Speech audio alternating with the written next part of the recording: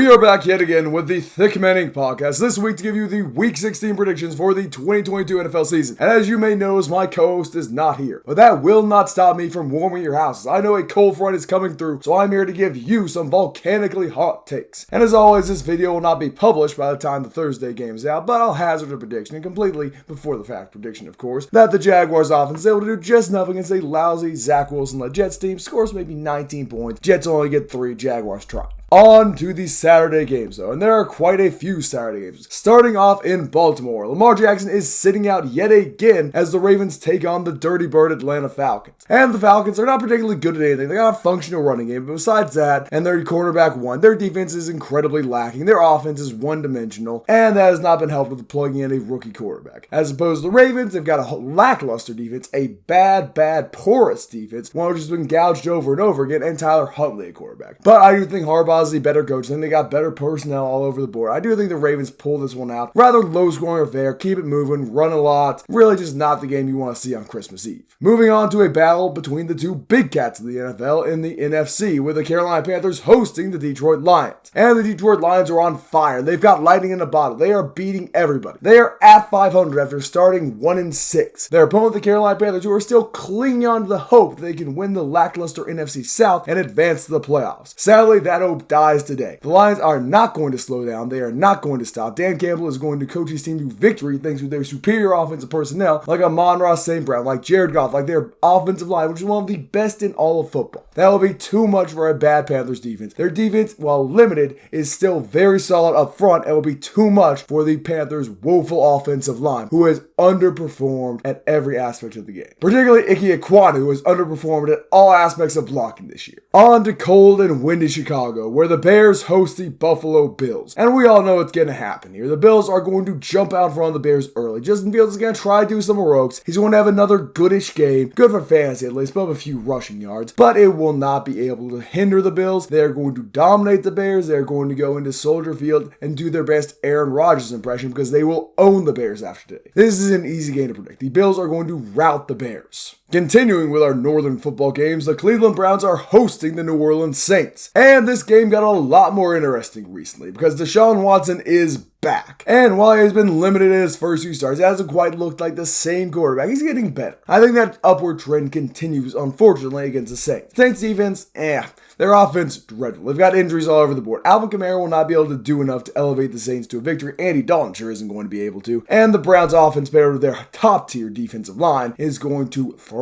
Browns are going to win this game in a rather low, dull, unimpressive affair. Now on to the first truly interesting game of the week, in my opinion. The Kansas City Chiefs are hosting the Seattle Seahawks. And the narrative around the Seahawks has been, their defense is not that good. They've only got one truly elite cornerback, and besides that, they're weak at that position group, that side of the ball. But I think it's a little bit underrated. It's not going to be able to slow the Chiefs down that much, but still, it'll be able to hinder them just a bit. The Chiefs aren't going to be able to do what they want. They're going to hold the Chiefs to, say, 30, 35-ish points. And the Seahawks offense is going to be able to thrive against the Chiefs secondary. They got DK Metcalf, they got Lockett, they got Geno Smith, they got Kenneth Walker back. This team is dynamic offensively, and Kenneth Walker is trying. He's making that playoff push. He wants to earn the Seahawks a spot in the playoffs and do what Russell Wilson couldn't do last season and support his teammates and elevate them to a victory in a big game late in the season. I think he's going to do it. I think Geno Smith is going to go into Arrowhead Field, cold, windy Arrowhead, and upset Patrick Mahomes, the current MVP favorite, and earn himself a trip to the playoffs. Now, I won't clinch the playoffs with a win this week, but this will certainly improve their standing and certainly help them make that final push as the season winds down.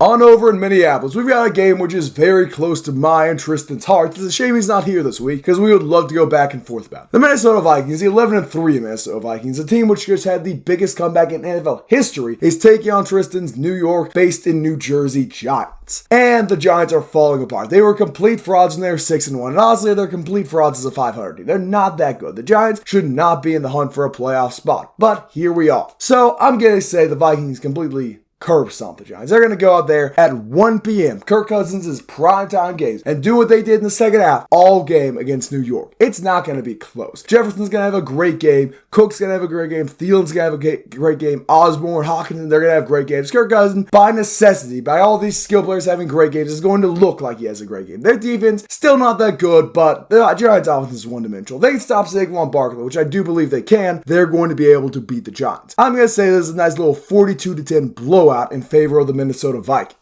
Up in New England, we've got the Patriots after one of the most debilitating and devastating last plays of the game I have ever seen, facing off against the Cincinnati Bengals. And the Bengals offense is firing on all cylinders. They look like one of the best teams, if not the best team in the AFC. But I'm a notorious hater, so I don't think they're that good. Nevertheless, you don't need to be that good to beat the Patriots this year. What do you think is going to happen to that Patriots offensive film room after that horrible Jacoby Myers lateral? That is a locker room destroying play. Their season is over with that. The Patriots know they have to play tough teams down the stretch, and they know that was their last chance at an easy win. Now, the Bengals are going to go in there and wreck shop. They're going to dominate the Patriots. Belichick is going to be embarrassed, even though he's this defensive genius. No genius on the planet could stop what the Bengals are about to do to New England. This one is an easy Bengals victory. Down in the AFC South, we see the Titans facing off against the Houston Texans. And the Texans did better than many people, except myself, of course, thought they were going to do next week. They forced the Chiefs to go to overtime with them, but let's be honest with ourselves, that was lightning in the ball. That was luck. And luck doesn't happen too many times in a row, particularly to a one-win Texans team in Week 16. So the Titans are going to go in there. Derrick Henry is going to have a crispy 180 yards against his division rival, because that's what Derrick Henry does. And the Titans are going to be able to pull off a rather easy victory. Clock is going to be moving, though, so it's not going to get too high. Maybe the Titans score 21, 24 points, but it's not going to be like a blowout. It's not going to be a gouging 30, 40 point loss. Over in San Francisco, we have possibly the best team in the NFC facing off against the Washington Commanders. And say what you want about Christian McCaffrey. Say he's injury prone. Say he is not long for the league. Say he can't block. Those things may be true. But what is true as well is that he is quite possibly the best running back in all of football at the moment. He has been dominating ever since he landed in San Francisco in both aspects of the game. He is running like an elite runner. He is catching passes amazingly well. And he is doing amazing things once he has the ball in his hands. He's bursting through the line of scrimmage. He is getting into the secondary. And he's making small little cornerbacks try and tackle him, which is not an easy affair, particularly when he can juke you out of your shoes and run you over. On the other side of the ball, we've got the Washington Commanders, who've always had a solid defense. I don't think they're quite elite, but they're good. They're better than average, certainly. Led by Taylor Heineken Light as their quarterback. And look, this is a battle of two similarly matched legends facing off against each other at quarterback. But the key to this game is going to be taking the ball out of your quarterback's hands. And I love Brock Purdy as much as the next guy. He's not going to touch it too much. He's going to be doing a lot of handoffs, a lot of short checkdowns. He is not going to be asked to go out there and beat the Commanders, which is good because he won't need to. 49ers are going to win this game. They're going to strangle the Commanders' offense, and it's going to be a rather dull game. I do not have very optimistic predictions this week, or at least up until this point. Thankfully, that changes with this game. The Dallas Cowboys are hosting the Philadelphia Eagles, and us NFL fans have been waiting for these divisional matchups all year long. The Cowboys look like an amazing team. The Eagles look like the best team in football. But unfortunately, the Eagles are missing MVP favorite Jalen Hurts, and will be going to battle with Gardner Minshew. Now, the public seems to think this gives the Cowboys an advantage. Those in the media would like you to believe, oh, Jalen Hurts is this otherworldly quarterback, which is true. He is a top 5, top 3 quarterback. But Gardner Minshew is that guy too. Let's not forget, Gardner Minshew did amazing things with football in Jacksonville with a bottom 5 offensive line, with horrible receivers, with no running game. He was able to thrive in Jacksonville. Now, as an Eagle, he's got a great running game. He's got a top 5 offensive line. And he's got A.J. Brown and Devontae Smith behind him. I don't care where the money is. I don't care how good the Cowboys defense is. I don't care about Dak Prescott. What I know is Minshew Mania is going to descend on Dallas, Texas, and Gardner Minshew, in the memory of Mike Leach, is going to go out there and drop 45 points on the Cowboys. And that will be enough to elevate the Eagles to a victory. I hate the Eagles as much as the next guy, but I love me some Gardner Minshew. And I'm feeling the Minshew Mania. I should shave this goatee and just rock with a mustache. Gardner Minshew is pulling out the upset this week and beating the Cowboys. Oh, Lord.